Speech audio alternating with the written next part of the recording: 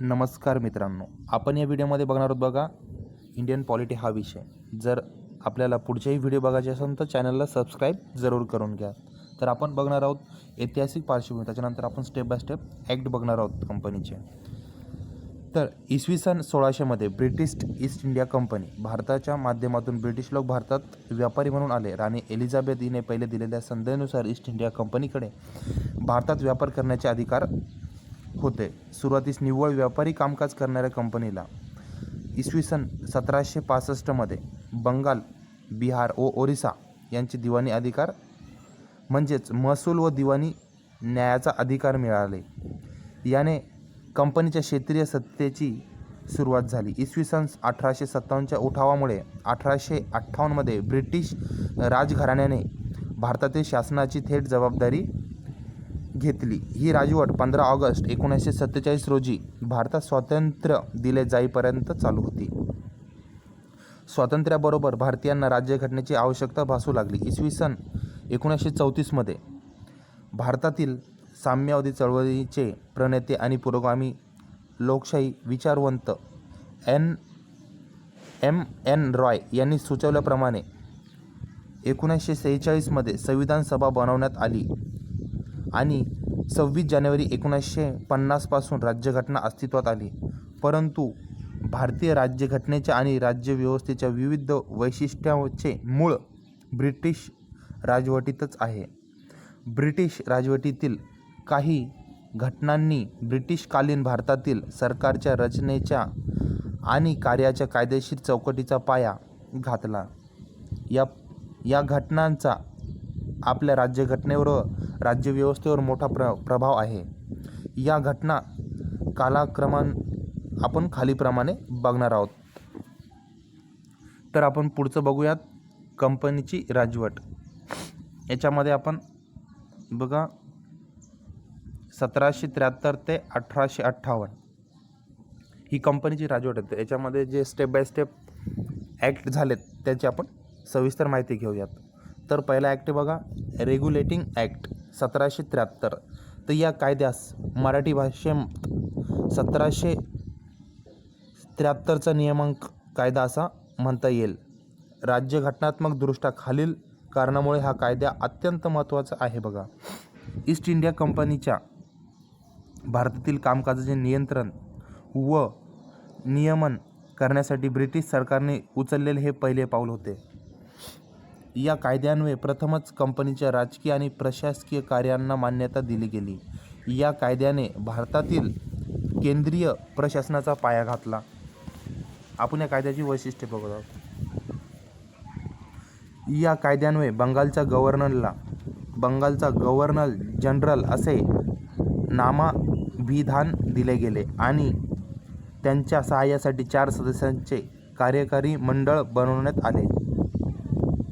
Lord Warren Hasting हा पहिला governor general होता. दुसरं वैशिष्ट्य, या कायद्यापूर्वी बॉम्बे म्हणजेच मुंबई व मद्रास याला चेन्नईचे गव्हर्नर व बंगालचा गव्हर्नर हे तिघेही आपापल्या कार्यक्षेत्रात स्वतंत्र होते. या कायद्यान्वये मुंबई व चेन्नई गव्हर्नर बंगालच्या गव्हर्नर जनरलला दुय्यम बनविले. या कायद्यान्वये कोलकाता येथे मुख्य न्यायमूर्ती व 3 इतर सदस्य असलेले सर्वोच्च न्यायालय स्थापन करण्याची तरतूद केली गेली. कधी 1774मध्ये. या कायद्यान्वये कंपनीच्या कर्मचाऱ्यांनी खाजगी व्यापार करण्यावर किंवा स्थानिकाकडून भेटवस्तू घेणा किंवा लाच स्वीकारण्यावर बंदी घालण्यात आली. म्हणजेच भ्रष्टाचारावर बंदी घालण्यात आली. बघा, तेव्हा ही गरज भासत होती. या कायद्यान्वये कंपनीच्या कर्मचाऱ्यांनी खाजगी व्यापार करणाऱ्यावर किंवा स्थानिकाकडून भेटवस्तू तेव्हाच त्यांनी बंद केले होते. म्हणजे भ्रष्टाचार वाढल यामुळे त्यांनी तेव्हाच बंदी घातली. कंपनी व्यवहार सांभाळणाऱ्या संचालक मंडळाचे भारतातील महसूल, नागरी व सैनिक कामकाज याविषयी अहवाल सादर करणे बंधनकारक करून ब्रिटिश सरकारने कंपनीवरील नियंत्रण दृढ केले. याच्यानंतर आपण दुसरा ॲक्ट बघणार आहोत बघा, पीस्ट इंडिया ॲक्ट 1784. तर इसवी सन 1773च्या नियामक कायद्यातील त्रुटी व उणिवा भरून काढण्यासाठी ब्रिटिश संसदेने 1781 दुरुस्ती कायदा संमत केला. याला सेटलमेंट कायदा असेही म्हटले जाते. यानंतरचा महत्त्वाचा कायदा म्हणजे 1784 पीस्ट इंडिया ॲक्ट होय. या कायद्याचे आपण वैशिष्ट्य बघूयात. पहिलं वैशिष्ट्य बघा, या कायद्यान्वये कंपनीची व्यापारी म्हणजे वाणिज्य कार्य, राजकीय कार्य यात भेद करण्यात आला. दुसरं कारण बघू, या कायद्यान्वये व्यापारी कारभाराचे व्यवस्थापन करण्याची अनुमती संचालक मंडळाला देण्यात आली, पण राजकीय कारभाराचे व्यवस्थापन करण्यासाठी नियामक म्हणजेच बोर्ड ऑफ कंट्रोल स्थापन करण्यात आले. या कायद्यान्वये अशा प्रकारे दुहेरी शासन पद्धती स्थापित करण्यात आली. तिसरं आपण वैशिष्ट्य बघू, या कायद्यान्वये भारतातील ब्रिटिश ताब्यातील नागरी व लष्करी शासनविषयक तत्त्व, महसूल विषयक सर्व कामकाजाचे पर्यवेक्षण व निर्देशन करण्याचे अधिकार नियामक मंडळाला देण्यात आले. भारतातील कंपनीच्या क्षेत्रात ब्रिटिशांच्या ताब्यातील क्षेत्र असे संबोधणे आणि भारतातील कंपनीच्या व्यवहारावर प्रशासनावर ब्रिटिश सरकारचे सर्वोच्च नियंत्रण प्रस्थापित करणे या दोन कारणासाठी हा कायदा महत्त्वाचा आहे. तर याच्यानंतर आपण बघू सनदी कायदा 1833. हा कायदा म्हणजे ब्रिटिश भारतातील केंद्रीकरणाच्या दृष्टीने अत्यंत अंतिम टप्पा होता. कायद्याचे आपण वैशिष्ट्ये बघूयात. या कायद्यान्वये बंगालच्या गव्हर्नर जनरलला भारताचा गव्हर्नर जनरल करण्यात आले आणि त्याला सर्व नागरी सैनिकी अधिकार देण्यात आले. भारतातील ब्रिटिश नियंत्रणाखाली असलेल्या पूर्ण क्षेत्रासाठी अधिकार असलेले भारत सरकार पहिल्यांदा या कायद्यान्वये स्थापन झाले. लॉर्ड विल्यम बेंटिंक हा भारताचा पहिला गव्हर्नर जनरल होता.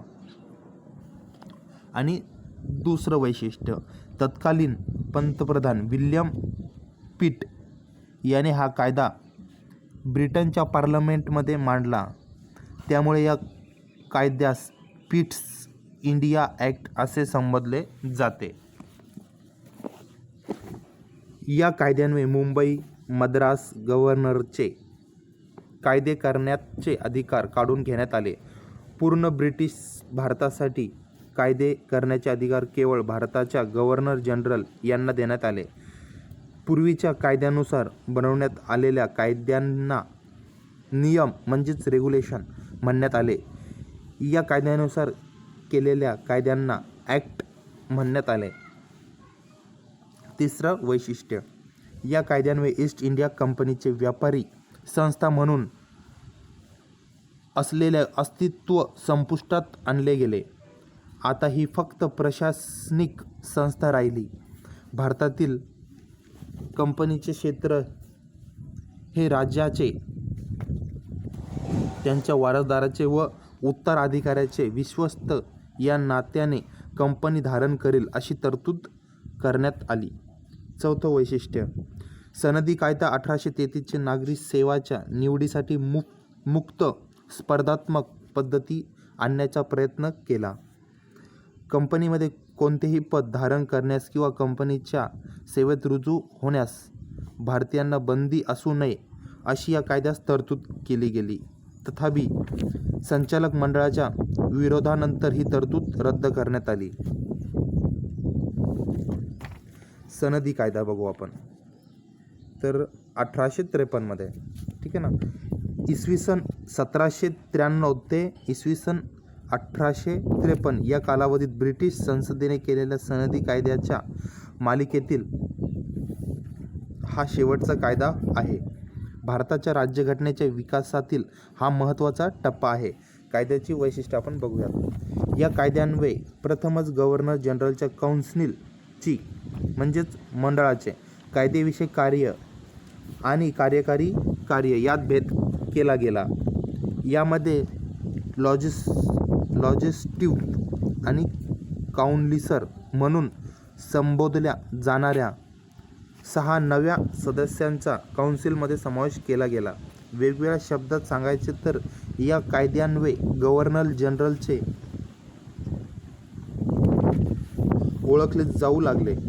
गव्हर्नर जनरलच्या काउन्सिलचा हा कायदेविषयक विभाग ब्रिटिश संसदेच्या प्रक्रिया अंगीकारून छोट्या संसदेप्रमाणे काम करीत असे. अशा रीतीने कायदे करणे हे सरकारचे विशेष कार्य आहे व त्यासाठी विशेष नियंत्रण, विशेष प्रक्रिया आवश्यक आहे हे पहिल्यांदा मानले गेले. दुसरं वैशिष्ट्य, या कायद्यान्वये नागरी सेवांमध्ये भरतीसाठी व निवडीसाठी खुली स्पर्धा पद्धती सुरू करण्यात आली. त्यानुसार 1854 मध्ये मेकाले समिती, भारतीय नागरी सेवा संबंधी ही समिती होती, नियुक्ती करण्यात आली. या कायद्यान्वये तिसरं वैशिष्ट्य, या कायद्यान्वये कंपनी राजवटीचा कार्यकाल वाढवण्यात आला आणि ब्रिटिश राज्याचे विश्वस्त म्हणून भारतीय क्षेत्र कंपनीकडे ठेवण्याची अनुमती देण्यात आली. तथापि अगोदरच्या सनदाप्रमाणे यामध्ये कालमर्यादा निश्चित करण्यात आली नाही. संसदेला वाटेल तेव्हा कंपनीची राजवट संपुष्टात आणता येईल असे स्पष्ट निर्देशन दिले होते या कायद्यात. चौथं वैशिष्ट्य बघू. या कायद्यान्वये पहिल्यांदा भारतीय केंद्रीय विधिमंडळात स्थानिक प्रतिनिधित्व देण्यात आले. गव्हर्नर जनरलच्या काउन्सिलमधील किंवा मंडळातील नव्या 6 कायदे सदस्यांपैकी 4 सदस्य मद्रास, मुंबई, बंगाल, आग्रा येथील स्थानिक प्रांतिक होते. अशी सरकारची नियुक्त करतील अशी तरतूद करण्यात आली होती.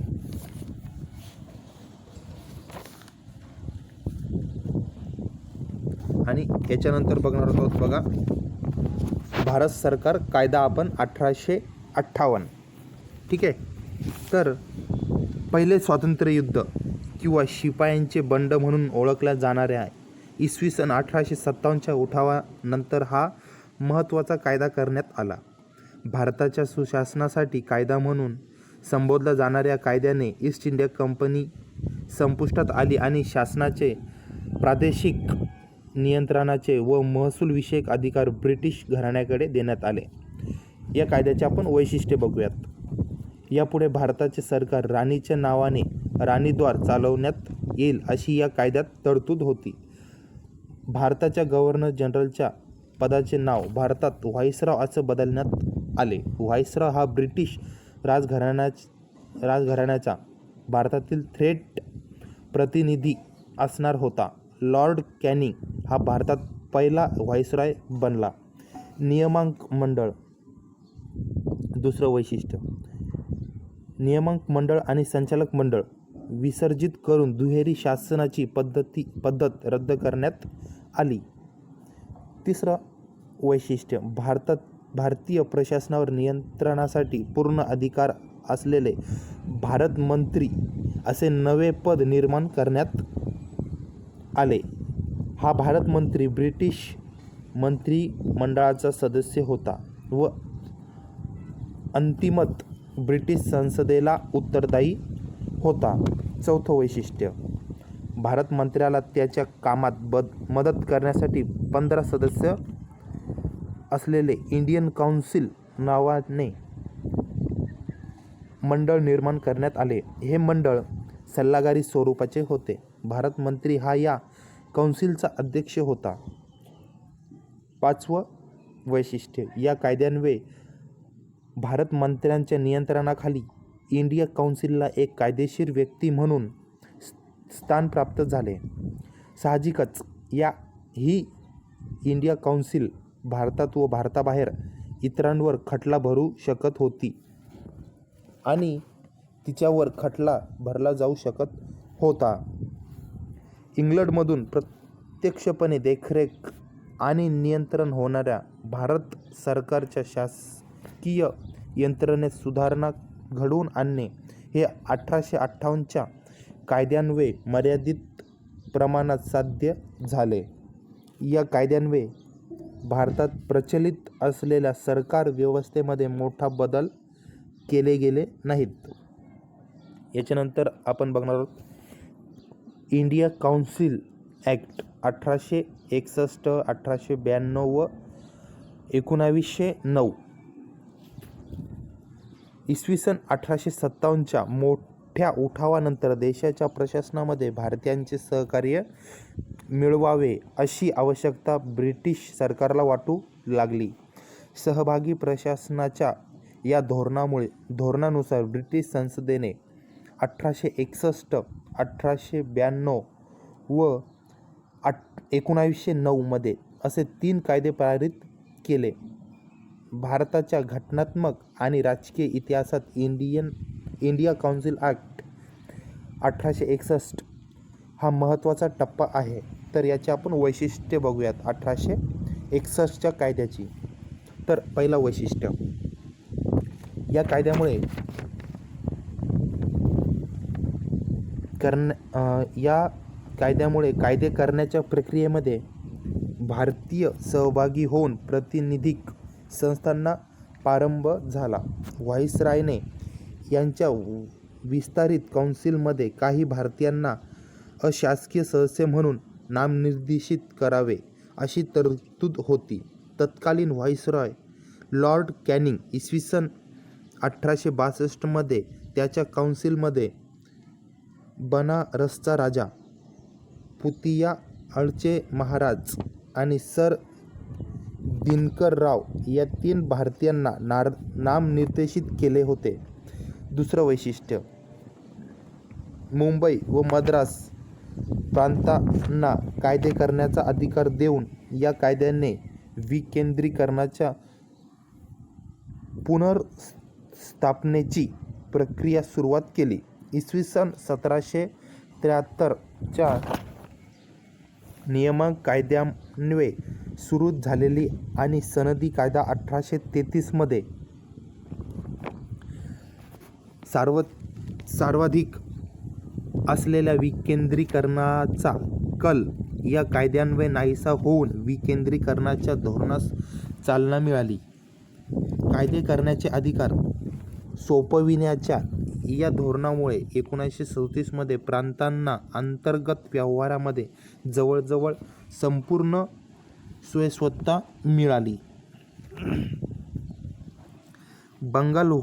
दुसरं वैशिष्ट्य, बंगाल वायव्य सरहद्द प्रांत आणि पंजाब यासाठी नवीन कायदे मंडळे स्थापन करण्याची तरतूदसुद्धा या कायद्यामध्ये करण्यात आली होती.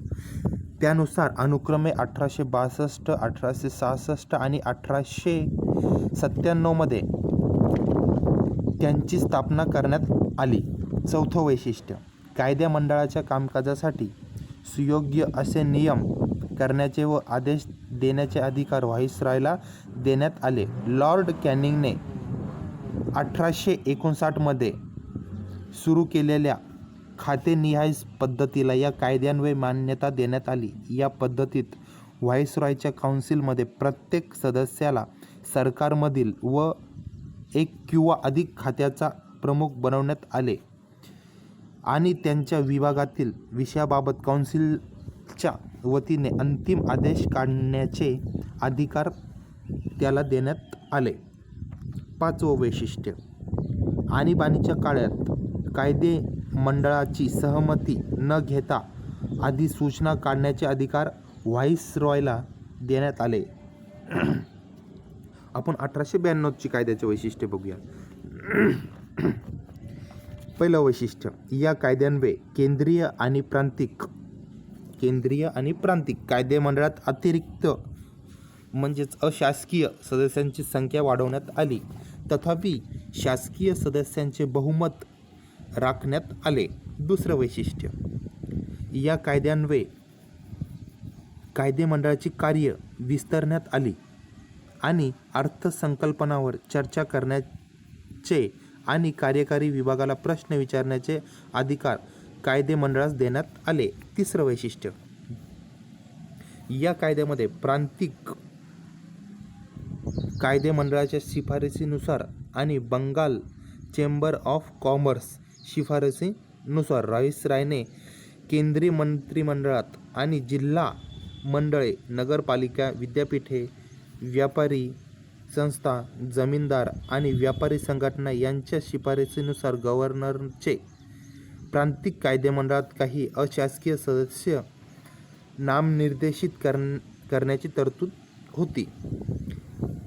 केंद्रीय आणि प्रांतिक विधिमंडळात निवडणुकीच्या मार्गाने काही अशासकीय पदे भरण्यासाठी मर्यादित व अप्रत्यक्ष तरतूद या कायद्यात होती. अर्थात कायद्यामध्ये निवडणूक हा शब्द वापरला नव्हता. काही संस्थांच्या शिफारसीनुसार सदस्य नामनिर्देश करणे अशी प्रक्रिया होती. आपण आता 1909च्या कायद्याची वैशिष्ट्ये बघूयात. हा कायदा मॉर्ले-मिंटो सुधारणा या नावानेही ओळखला जातो. लॉर्ड मॉर्ले तत्कालीन भारत मंत्री व लॉर्ड मिंटो भारताचा तत्कालीन व्हाईसरॉय होता. तर आपण या कायद्याची वैशिष्ट्ये बघूयात. पहिले वैशिष्ट्य बघूयात. या कायद्यान्वये केंद्रीय आणि प्रांतिक कायदेमंडळाचा आकार वाढवण्यात आला. केंद्रीय विधिमंडळातील सदस्य संख्या 16 वरून 60 पर्यंत वाढवण्यात आली. प्रांतिक विधिमंडळातील सदस्य संख्या एक समान नव्हती. दुसरं वैशिष्ट्य, केंद्रीय विधिमंडळात सरकारी सदस्यांचे बहुमत राखले गेले, पण प्रांतिक विधिमंडळामध्ये बिनसरकारी सदस्यांच्या बहुमताला अनुमती दिली गेली. तिसरं वैशिष्ट्य बघूयात. या कायद्यान्वये दोन्ही स्तरावर कायदेमंडळाच्या विचार, नियमन व चर्चा करण्याच्या कार्यात वाढ केली गेली. उदाहरणार्थ, सदस्यांना पूरक प्रश्न विचारण्याची, अर्थसंकल्पासंबंधी ठराव मांडण्याची अनुमती देण्यात आली. चौथं वैशिष्ट्य बघू. या कायद्यान्वये पहिल्यांदाच भारतीयांना व्हाईसरॉय व गव्हर्नर यांच्या कार्यकारी मंडळात सहभागी करण्याची तरतूद केली गेली. सत्येंद्र प्रसाद सिन्हा हे व्हाईसरॉयच्या कार्यकारी मंडळात सहभागी होणारे पहिले भारतीय ठरले. त्यांची कायदा सदस्य म्हणून नियुक्ती करण्यात आली होती. पाचवं वैशिष्ट्य बघूयात. स्वतंत्र मतदारसंघ ही संकल्पना मान्य करून या कायद्यान्वये मुस्लिमांना धर्मावर आधारित प्रतिनिधित्व दिले गेले. त्यानुसार मुस्लिम सदस्य केवळ मुस्लिम मतदाराकडूनच निवडले जाणार होते.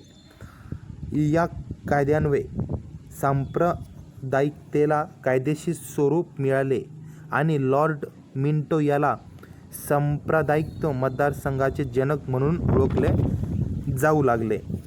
सहावं वैशिष्ट्य बघू. या कायद्याद्वारे नगरमंडळे, व्यापारी संघटना, विद्यापीठे व जमीनदार यांना स्वतंत्र प्रतिनिधित्व देण्यात आले.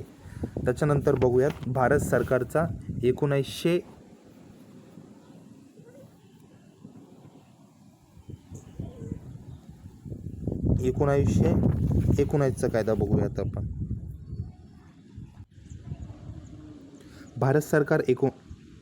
भारत सरकार कायदा 1919. 20 ऑगस्ट 1917 रोजी भारतात टप्प्याटप्प्याने जबाबदार सरकार स्थापन करण्याचे उद्दिष्ट असल्याचे ब्रिटिश सरकारने पहिल्यांदाच घोषित केले. त्यानुसार भारत सरकार कायदा 1919 पारित करण्यात आला. इसवी सन 1919 पासून हा कायदा अंमलात आला. हा कायदा मॉन्टेग्यू-चेम्सफर्ड सुधारणा कायदा असे म्हणून ओळखला जातो. मॉन्टेग्यू हा भारत मंत्री होता, तर लॉर्ड चेम्सफर्ड हा भारताचा व्हाईसरॉय होता. कायद्याची वैशिष्ट्ये बघूयात. पहिला वैशिष्ट्य, या कायद्यान्वये केंद्रीय व प्रांतिक विषय वेगळे करून केंद्राचे प्रांतावरील नियंत्रण शिथिल करण्यात आले. केंद्रीय व प्रांतिक विधिमंडळांना त्यांच्या संबंधित सूचनांतील विषयावर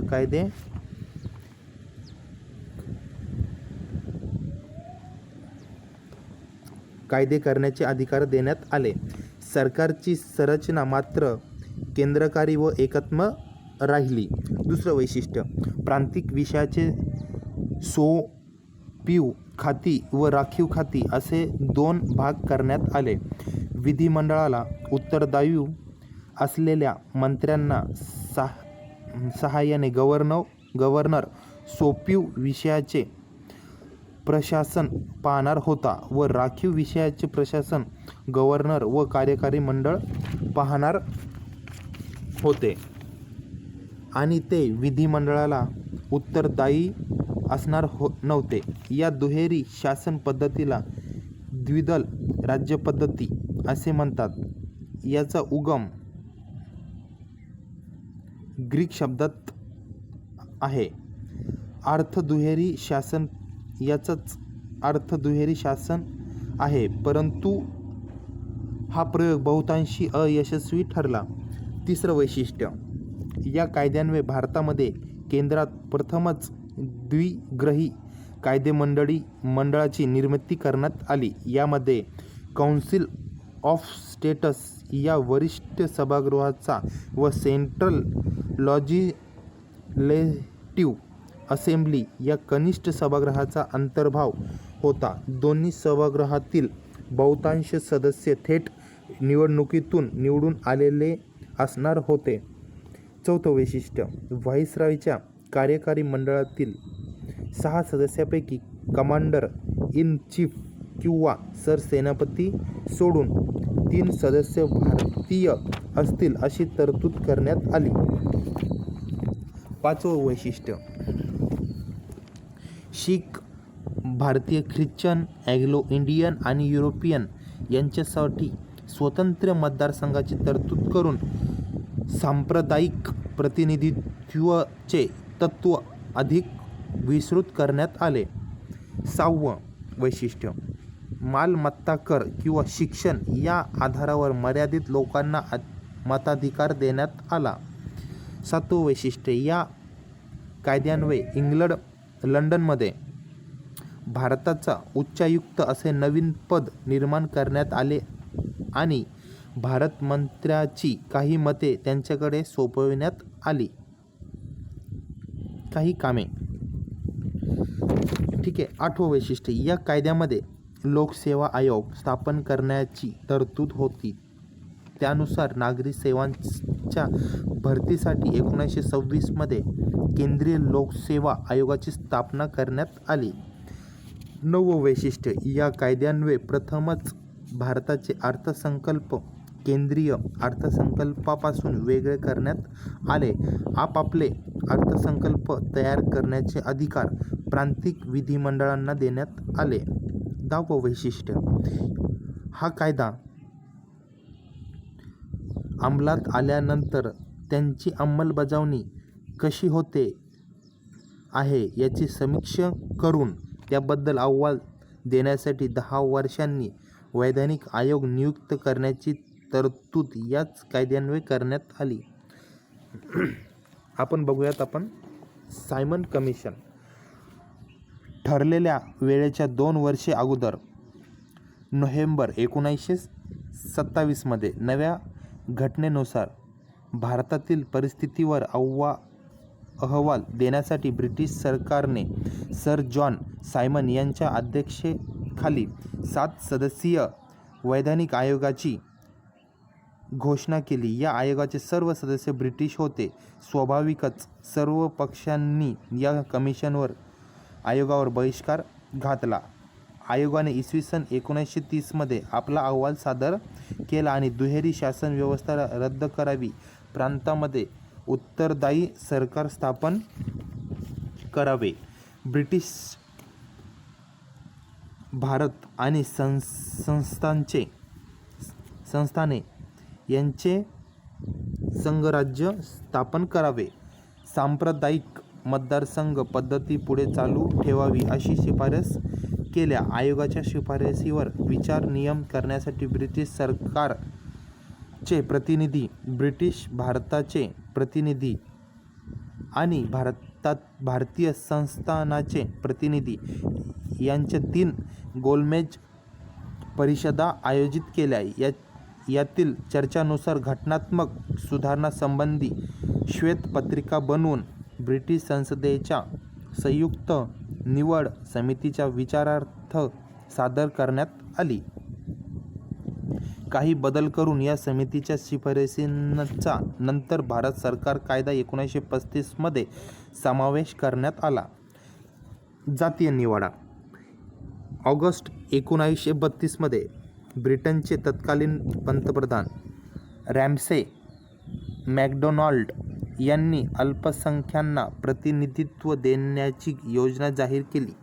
ही योजना जातीय निवाडा म्हणून ओळखली जाते. यानुसार मुस्लिम, शीख, भारतीय, ख्रिश्चन, अँग्लो इंडियन आणि युरोपियन यांच्यासाठी वेगळे मतदारसंघ चालू ठेवण्यात आले. सांप्रदायिक तत्त्वावरील मतदारसंघाची ही योजना दलित वर्गालाही अनुसूचित जाती म्हणून लागू करण्यात आली. सांप्रदायिक प्रतिनिधित्वाचे तत्त्व त्यांनाही लागू केल्याने व्यथित होऊन गांधीजींनी या निवाड्याला बदल करण्यासाठी पुणे येथील येरवडा तुरुंगात आमरण उपोषण केले. अखेर काँग्रेसचे नेते आणि दलितांचे नेते यांच्यात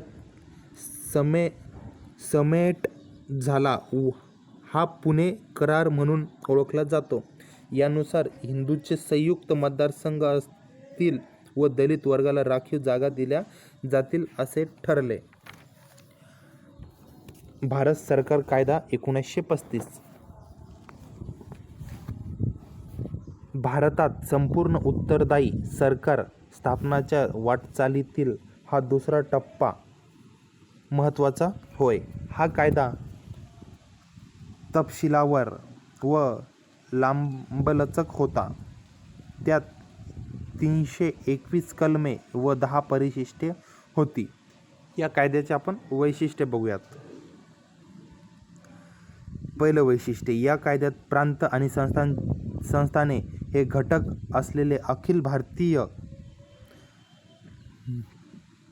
अखिल भारतीय संघराज्य स्थापन करण्याची तरतूद होती. या कायद्यान्वये संघसूची म्हणजेच केंद्रासाठी 19 विषय, प्रांतसूची म्हणजेच प्रांतासाठी 56 विषय आणि समवर्तसूची म्हणजे दोहोसाठी 36 विषय, 3 स्वतंत्र सूच्यांच्या माध्यमातून केंद्र आणि राज्यात अधिकारांचे विभाजन केले गेले. शेषाधिकार व्हाईसरॉयला देण्यात आले. तथापि संस्थाने सहभागी न झाल्याने संघराज्य अस्तित्वात आले नाही. दुसरं वैशिष्ट्य, कायद्यान्वये प्रांतांमधील दुहेरी शासन व्यवस्था रद्द केली गेली व त्याऐवजी प्रांतिक स्वयंसत्ता देण्यात आली. ठरवून दिलेल्या क्षेत्रामध्ये प्रांतांना प्रशासकीय स्वतंत्र घटक म्हणून काम करण्याची अनुमती देण्यात आली. या व्यतिरिक्त प्रांतिक विधिमंडळाला उत्तरदायी असलेल्या मंत्र्यांच्या सल्ल्यानुसार गव्हर्नरने कार्य करावे अशी तरतूद करून प्रांतांमध्ये उत्तरदायी सरकार पद्धती सुरू करण्यात आली. इसवी सन 1937 मध्ये ही पद्धती लागू झाली व 1939 मध्ये रद्द करण्यात आली. तिसरं वैशिष्ट्य, या कायद्यान्वये केंद्रीय दुहेरी शासन व्यवस्था सुरू करण्यात आली. केंद्राच्या स्तरावरील विषयांची राखीव विषय आणि सोपीय विषय अशी विभागणी करण्यात आली. अर्थात ही तरतूद प्रत्यक्षात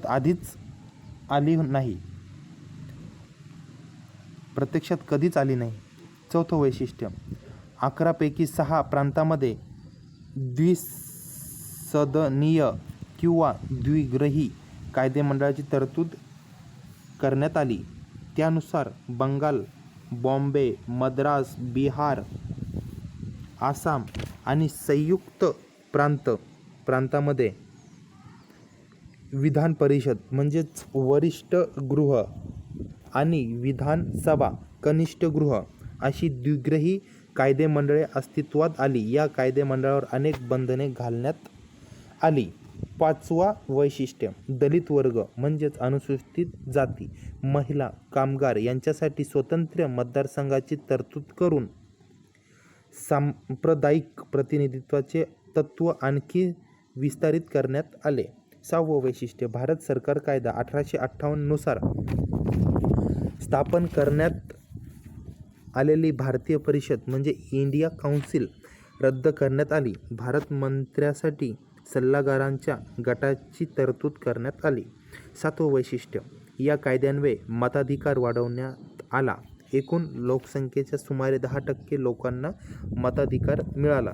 8वं वैशिष्ट्य बघूयात, देशातील चलन आणि पतपुरवठा यांचे नियंत्रण करण्यासाठी भारतीय रिझर्व्ह बँक स्थापन करण्यात तरतूद याच कायद्यात करण्यात आली. बघा 9वं वैशिष्ट्य, या कायद्यान्वये संघराज्यीय लोकसेवा आयोगच नव्हे तर प्रांतिक लोकसेवा आयोग व 2 किंवा अधिक प्रांतासाठी संयुक्त लोकसेवा आयोग स्थापन करण्याची तरतूद करण्यात आली. 10वं वैशिष्ट्य, या कायद्यात संघराज्यीय न्यायालय स्थापन करण्याची तरतूद करण्यात आली होती. त्यानुसार 1937 मध्ये संघराज्याच्या न्यायालयाची फेडरल कोर्ट म्हणून स्थापन करण्यात आली. भारताचा स्वातंत्र्याचा कायदा 1947. ब्रिटनचे तत्कालीन पंतप्रधान क्लेमेंटन ॲटली यांनी 30 जून 1948 पर्यंत भारतातील ब्रिटिश राजवट संपुष्टात येईल आणि त्यानंतर सत्ता जबाबदार भारतीयांकडे सोपवली जाईल असे 20 फेब्रुवारी 1947 रोजी घोषित केले. या घोषणेनंतर मुस्लिम लीगने भारतातील फाळणी करावी यासाठी आंदोलन सुरू केले. इसवी सन 1946 मध्ये स्थापन केलेल्या संविधान सभेने बनविलेली राज्यघटना ज्यांना मान्य करण्याची इच्छा नसेल अशा देशातील भागांना ती लागू करता येणार नाही असे ब्रिटिश सरकारने 3 जून 1947 रोजी स्पष्ट केले. त्याच दिवशी 3 जून 1947 भारताचा व्हाईसरॉय लॉर्ड माउंटबॅटन याने फाळणीची योजना सादर केली. ही योजना माउंटबॅटन योजना म्हणून ओळखली जाते. ही योजना काँग्रेस व मुस्लिम लीगने मान्य केली. भारतीय स्वातंत्र्याचा कायदा म्हणजेच 1947 संमत करून योजना लगेचच अंमलात आणली गेली. तर आपण बघणार आहोत भारताच्या स्वातंत्र्याचा कायदा 1947 याची आपण आता वैशिष्ट्य बघूया. या कायद्याने भारतातील ब्रिटिश राजवट संपुष्टात आली आणि 15 ऑगस्ट 1947 पासून भारत एक स्वतंत्र सार्वभौम राष्ट्र म्हणून असल्याचे घोषित करण्यात आले. दुसरं वैशिष्ट्य, या कायद्याने भारतातील फाळणी करण्यात आली आणि भारत पाकिस्तान हे 2 स्वतंत्र राष्ट्र निर्माण करण्यात आली. त्यांना ब्रिटिश राष्ट्रकुलापासून वेगळे होण्याचा अधिकार होता. तिसरं वैशिष्ट्य, कायद्यान्वये व्हाईसरॉय हे पद रद्द करण्यात आले आणि प्रत्येक देशाच्या मंत्रिमंडळाच्या सल्ल्यावरून ब्रिटिश सम्राट गव्हर्नर जनरल नियुक्त करील अशी तरतूद करण्यात आली. भारत किंवा पाकिस्तानच्या सरकारासाठी ब्रिटनमधील राजाचे सरकार उत्तरदायी राहणार नाही असेही या कायद्यान्वये स्पष्ट केले गेले. आपल्या देशासाठी राज्यघटना तयार करून स्वीकारण्याचे अधिकार दोन्ही देशांच्या संविधान सभांना देण्यात आले. स्वातंत्र्याच्या कायद्यासहित ब्रिटिश संसदेने केलेले कोणताही कायदा रद्द करण्याचे अधिकारही या दोन्ही देशांना संविधान सभांना देण्यात आले. 5वं वैशिष्ट्य, नवीन राज्यघटना तयार करून अंमलात येईपर्यंत आपापल्या क्षेत्रासाठी कायदे करण्याचे अधिकार दोन्ही देशांना संविधान सभांना देण्यात आले. त्या देशांच्या विधिमंडळाने कायदा करून संमत केल्याशिवाय 15 ऑगस्ट 1947 नंतर ब्रिटनच्या संसदेने केलेले कोणतेही कायदा नवीन देशांना लागू होणार नव्हता. 6वं वैशिष्ट्य, भारत मंत्री हे पद रद्द करण्यात आले व त्यांची कार्य राष्ट्रकुल व्यवहारास साठीच्या राज्य सचिवाकडे सोपवण्यात आली. 7वं वैशिष्ट्य, या कायद्याने 15 ऑगस्ट 1947 पासून ब्रिटिशांच्या संस्थानावरील अधिकार रद्द करण्यात आला आणि आदिवासी क्षेत्राबाबत करारानुसार असलेले संबंध रद्द करण्यात आले. 8वे वैशिष्ट्य, भारतातील संस्थानांना भारतात किंवा पाकिस्तानात सामील होण्याची किंवा स्वतंत्र राहण्याची मुभा देण्यात आली. 9वं वैशिष्ट्य, नवीन राज्यघटना तयार होईपर्यंत दोन्ही देशातील व त्यांच्या प्रांतातील राज्यव्यवस्था भारत सरकार कायदा 1935 नुसार पाळली जाईल अशी तरतूद करण्यात आली, परंतु दोन्ही देशांना त्यात बदल करण्याचे अधिकार देण्यात आले. 10वे वैशिष्ट्य, विधेयकाबाबत नकाराधिकार वापरण्याचा किंवा काही विधेयक संमतीसाठी राखून ठेवण्याचा ब्रिटनच्या सम्राटाचा अधिकार काढून घेण्यात आला, पण तो अधिकार गव्हर्नर जनरलला देण्यात आला. ब्रिटिश सम्राटच्या वतीने कोणत्याही विधेयकाला संमती देण्याचे संपूर्ण अधिकार गव्हर्नर जनरलला देण्यात आले. 11वा वैशिष्ट्य, या कायद्याने भारताचा गव्हर्नर जनरल आणि प्रांतांचे गव्हर्नर यांना घटनात्मक नाममात्र राष्ट्रप्रमुख करण्यात आले. सर्व बाबतीमध्ये संबंधित मंत्रिमंडळाच्या सल्ल्यानुसार त्याने कार्य करणे बंधनकारक केले गेले. 12वे वैशिष्ट्य, इंग्लंडच्या सम्राटच्या किताबातून भारताचा सम्राट हे शब्द काढण्यात आले. 13वं वैशिष्ट्य, भारत मंत्र्याने नागरी सेवामध्ये नियुक्ती करणे आणि पदामध्ये आरक्षण ठेवणे हे बंद करण्यात आले. नागरी सेवेत 15 ऑगस्ट 1947 पूर्वी नियुक्त झालेल्या त्यावेळी लागू असलेले सर्व लाभ मिळत राहतील अशी तरतूद या कायद्यात होती. 14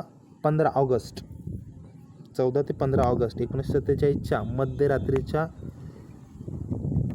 ठोक्यावर ब्रिटिश राजवट संपुष्टात आली आणि भारत व पाकिस्तान या दोन स्वतंत्र राष्ट्रांकडे सत्ता सोपवण्यात आली. लॉर्ड माउंटबॅटन हा नव्या स्वतंत्र भारताचा पहिला गव्हर्नर जनरल बनला. इसवी सन 1947 मध्ये स्थापन झालेली भारताची संविधान सभा भारताची संसद बनली. तर आपण बघूयात आता आपण या सदस्य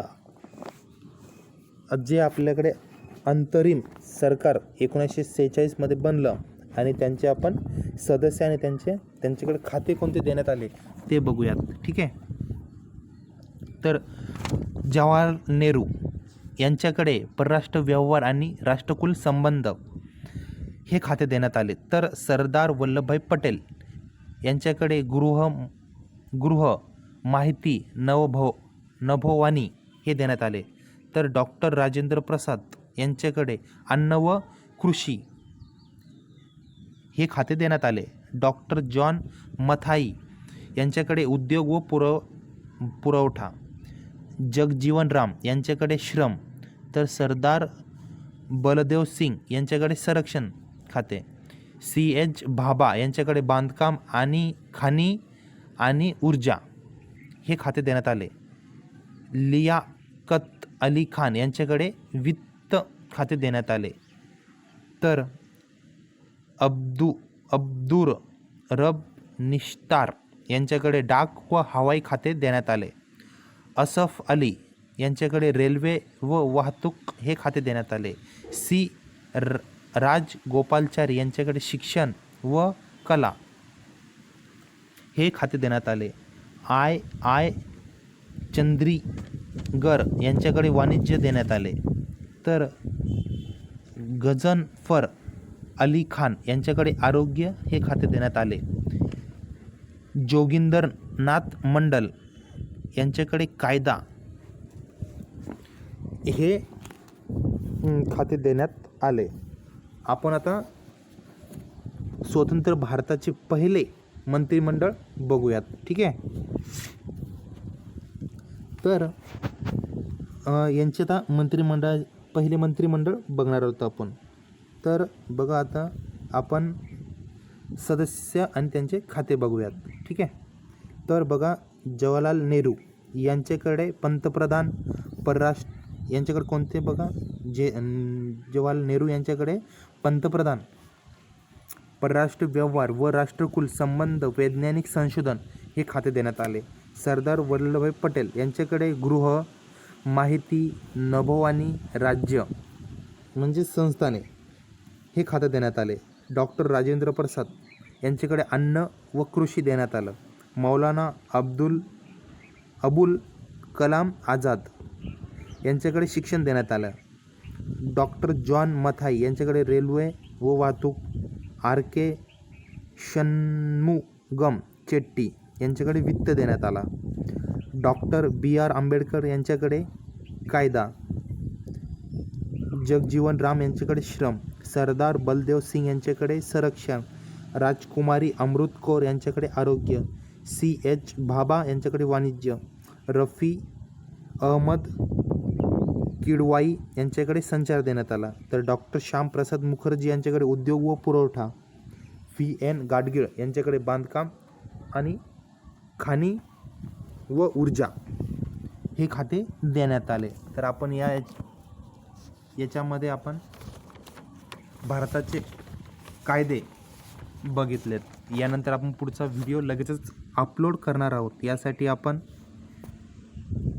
आमच्या चॅनलला जरूर सबस्क्राईब करा. आपण नवीन आणि स्पर्धा परीक्षात अत्यंत महत्त्वाचे असे मुद्दे यामध्ये घेणार आहोत. त्यासाठी पुढचा व्हिडिओची नोटिफिकेशन मिळण्यासाठी चॅनलला जरूर सबस्क्राईब करा.